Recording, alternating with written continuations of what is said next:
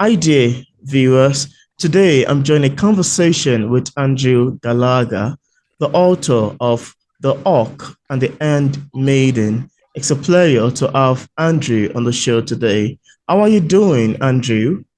I'm very well, thanks, Peter. Thank you for having me. Yeah, it's so wholesome to be having you on the show today. I'm excited. So, Andrew, could You- you tell us about your book, The Orc and the End Maiden? How does this book come about? What inspired you to write The Orc and the End Maiden? I used to be a lecturer in archaeology and paleoanthropology. It's a story about a people that very few people know about. They inhabited a vast tract of land, Mm. Scythia and Toromate. So it was a chance to write a story set in the past at a tumultuous time in history. So this Oh, is the onset of the Greco-Persian Wars. So the ultimately leading to the Battle of Marathon, but involving a people that we know very little about and whose archaeology is becoming more and more spectacular, particularly as Russia's fragmented and new discoveries in Asia, and as the money's put into to surveys in Asia, are finding more and more things. So it's really a story of the people who ultimately built the Silk Roads. well, I love the sound of it, and I would love you to show the book to the camera just so we can see what it looks like. It's the Hawk and the Handmaiden. That's an So amazing cover, and I love that thing that looks like a mask on the cover. it's a Corinthian helmet, which Oh. my character is gifted by her queen. Oh, that's really amazing. I love the sound of that. Now, I'd also love to ask you, Andrew, for readers who haven't read the book yet, and of course, without giving much information away, could we have a sneak of what we'd expect picking up the Orc and the Handmaiden? The book is set in the summer of 493, so 3 years before the Battle of Marathon. It's a tale of subterfuge, of deceit and betrayal, and of the protagonist, girl who's coming of age, obviously Mm, 13 years old in lots of societies is still the coming of age. In Western societies, it's rightly or wrongly been delayed to 18, but obviously in prehistoric societies, people didn't live very long. So mm, if you made it to 13, that was an achievement in itself. wow. My character is unusual, and this is a story of, as I say, a journey and ultimately of how a summer changes my character's life forever. She Mm. meets enemies and friends, makes new ones, and ultimately starts on a journey that, for better or worse, will lead her and her people to war. Wow, I do love the sound of your books. They sound very amazing to me. That's very amazing. And please, I'd love to ask, what genre is it? It's, I suppose, historical fiction. Mm. Fantasy, according to the Americans, has to involve witches or dragons. Wow. Now, historical fiction, but there's an element of fantasy in the sense that it's make believe, it's a story. Wow. That's beautiful. Now, I also see that you have another book titled A Coin on a Rock. Without giving much away, could you tell us a bit about the making of a coin on a rock? I can show you the cover that's out. Yeah. Again, I probably look and try and get that. That was from Balboa Press, Wow. who I've been impressed with. Um, Obviously, self publishing's a journey, and everybody wants to get on with one of the major publishers. Mm. But again, it's the same genre. It's a story that developed in tandem, and this takes, I suppose, the world further east. So the three people or three groups of, I suppose you could call them protagonists, whatever, are the Urgai, the Orctai, and the Argata. Mm. A quick is really a story of the Orctai and the Argata. The Urgai feature briefly, but Mm. this is part of a separate series that will then take the story further east. So I'm Wow. also working on projects that are in planning, um, written mainly as screenplays or pilot episodes that will literally take that world to the east and then ultimately bring all of them together. So Mm, when I started this project 3, 4 years ago, I had no clear idea where I was going. Four mm. years down do, and it's terrifying. Wow. It's really possibly 20 to 30 books. Wow. That's really amazing. I love the sound of that actually. Sounds very amazing to me. And now I also love to ask you, Andrew, as authors, we all have different ways of reacting to feedbacks and criticism of our works. I'm curious to know your opinion about criticism. How do you react to negative criticism of your books if you've ever had one in time past? You come from an academic background, so everybody is criticized. You submit the paper, some of the criticisms are outlandish. I always challenged myself when I submitted a research paper and picked Mm, one reviewer I knew would give me a test in time. All criticism's good. It helps you think and reformulate, and going forward, you learn from it. I mean, there's a lot of nastiness out there, I suppose. People get jealous. It's human nature, but we're mm, story and we know what that is. We know how to pick it apart and whether it's relevant or not. With The Hawk and the Handmaiden, the biggest problem I think I faced was, did I lose people in the early stages? It's dealing, or the background, the premise is a small war that nobody really knows anything about. I mm, don't think there's anyone in the world who hasn't heard of the Battle of Marathon and its significance, but the Ionian Revolt is what led to that and Athens' mm, involvement. So having to explain that, I suppose, was falling into the trap that people who write screenplays will tell you, show, don't tell. So did mm. I lose early on when perhaps I shouldn't have done? I was lucky enough I didn't have to make that mistake in The Queen and a Rook, and it's not something I generally have to do going forward. Hmm. Wow, that's really do amazing. I love the sound of that, and I love your take on criticism. It's made for an amazing discussion and one that I can also learn from. Now, I apart from the Orc and the Maiden and the Queen and the Rook, do you have any other works you've authored or maybe currently working on? The one I finished today is part of, or the first book of really what will be a prequel series. Seems Oh, strange to write a book and then go back to the beginning, but in this case, it was relevant and necessary to build going forward, and hmm. that is all goal. That's set 2 years earlier, so a Wow. year before, 2 years before the Hawk and the Handmaiden, and a year before A Queen and a Rook, and that should be out before Christmas. And it's part again of a series of stories that ultimately build up to the Hawk and the Handmaiden. The Wow. whole idea is that these stories will develop. A Queen and a Rook is part of a series that moves to Central Asia. Hmm. I've worked, or at least have outlines for where that story is going to go. And Hmm. the idea is to ultimately bring them all together much further down the line. It's about the existence of one people, their connections with the Hellenic and Persian world, and ultimately Hmm. the ruler who will outlive them. Wow. I love the sound of that, and I'm hopeful that that would go smoothly, just like the other ones. I don't think it does any writing go smoothly. No, I'm hoping. I said I'm hoping that it goes smoothly, just like the other ones do.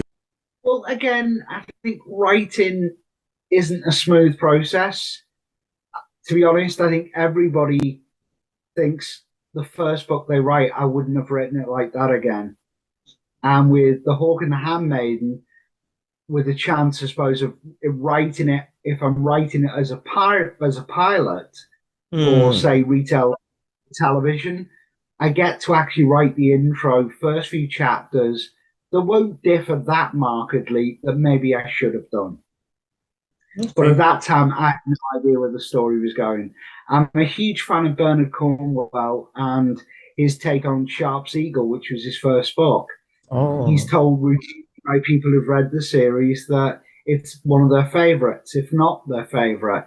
And he's Mm. appalled by his writing, he feels, was so subpar. Wow. That's really do amazing to know. Thank you so much for talking about it. Now, I'm also curious, Andrew, to know if you experienced any challenges while writing your books. If there is any, could you share with us what challenge it is and how you ultimately overcame it? Would you love to talk about that? Yeah, sure. Um, Writing a novel around a full-time job, incredibly difficult. I suppose I'm lucky in the sense that my shifts rotate. Oh. Um, Authors will say, despite its challenges and its tragedies, Mm. COVID was a blessing for writers in the sense that it gave us a chance to just focus on something.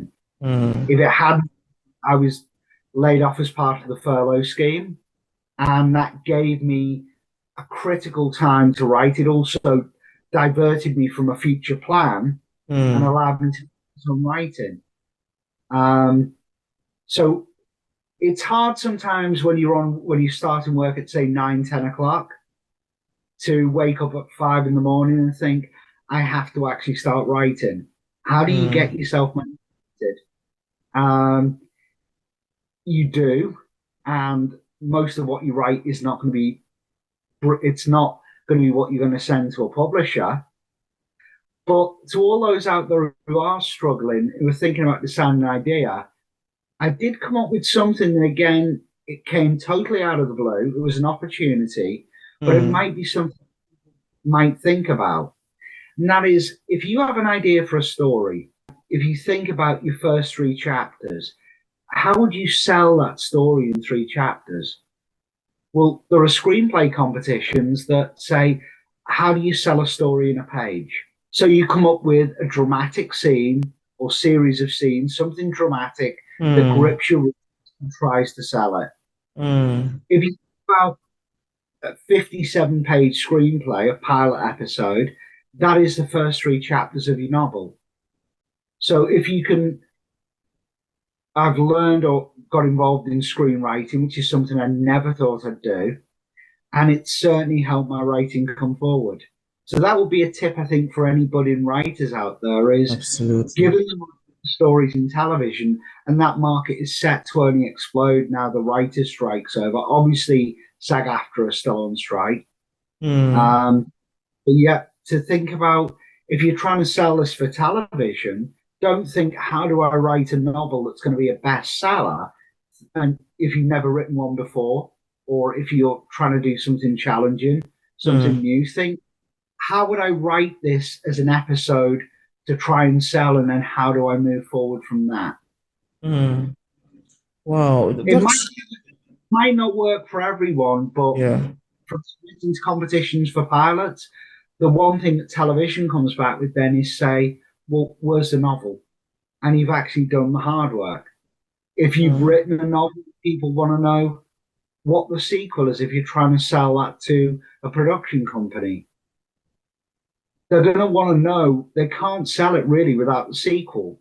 So Yeah. you have to give something, and yet you can give them a detailed outline, but Mm. you can also give them the first episode or second episode, 120 pages of how this story is going to go forward in terms Mm. of scenes and drama and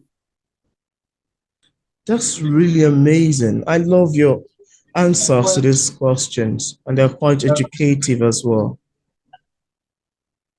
as I say, it might not work for everyone, but it works across different genres. People might Yeah, think the genre I'm working on, you're thinking Game of Thrones or Rome, and it's easier, but there are other ways to do it. It works for all stories. It works for crime. It works for mystery. It works for absolutely. things. Yeah, that's great. I love your take on that. Now, I also love to ask you, is there anything that you would love to share with the viewers about your books that we did not mention in this interview, and you'd love the viewers to know? It's a work in progress. Um, as a and these are the first two books I've published. Wow. It's part of a much, as I say, going forward after 2 years, it is part of a much bigger, bigger plan or scheme, which sounds ambitious. Mm, But at the end of the year, and obviously I will have hopefully, or will be three books, three parts, or three of the novels will be out. There are others in progress, in plan for the next year. The next mm, year really is planning going forward and trying to retail this. And wow. again, one of the easiest ways to do that, which nobody tells you, go out and get yourself an agent. Wow. Again, think of the market for television and look at something like some of the websites where if you can start doing this, you can write a pilot of your novel and remember the looking on IP, which is intellectual property. That means the novel. Mm, I suppose it's much easier to get interest from the major publishers if you've got interest from people who are actually interested in bringing this to life. yeah.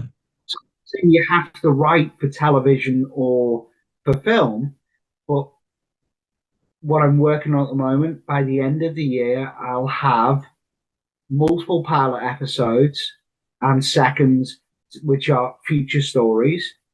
I'll have three novels and two screenplays Wow. that gotten good feedback Wow. that could be made into multi-million-dollar movies. Well, all movies are multi-million dollar nowadays, but $100 million plus movies.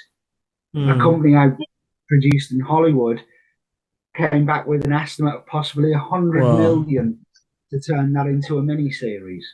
Wow. There's a huge market out there.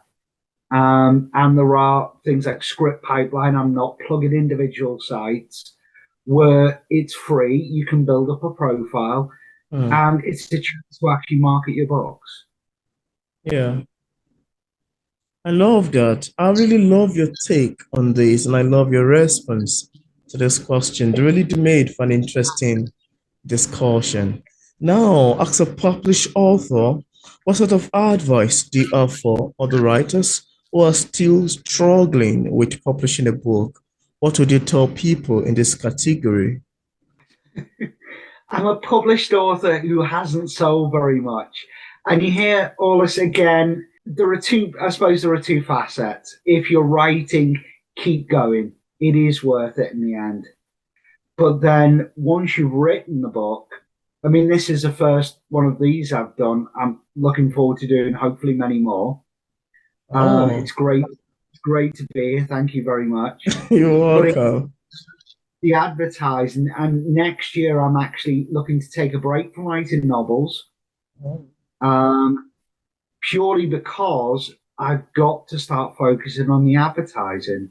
And that Mm, again, we're working on is going to be writing the pilot and second episode. Because again, if you've never written anything for television, they don't want the pilot. They want the pilot and the second episode. You've mm, got the book. But then going forward, if you're looking to sell that, again, can I develop the next two or write effectively the first part of the story? If it's I did generally parts one, two, and three, they can vary in length. mm, And the first really is part episode one and two of the screenplay. mm. Wow, I love that. I love your advice. And I'm hopeful that viewers, including myself, would love to utilize it. So, Andrew, in case we have some viewers who are interested in getting a copy of your books, on what platform are they available on for purchase? They're available on Amazon, Barnes and Noble. Amazon is probably the one that's available. Again, they're available as Kindle.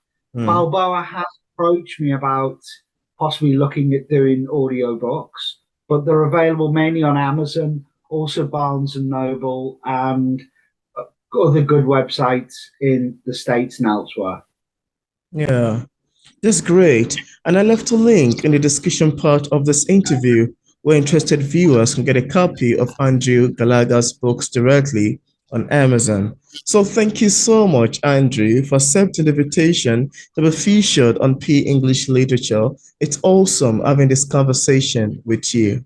You too, Peter. Hopefully, it'll be great to be invited back in a couple of years and I can tell you how things are going. Absolutely, that would be great. I look forward to that. No problem at all. You take care, Peter. Lovely to see you. Yeah, and you And too. close to all of the people out there, just keep writing. It Yeah, is work. Bye bye. yeah. Thank you.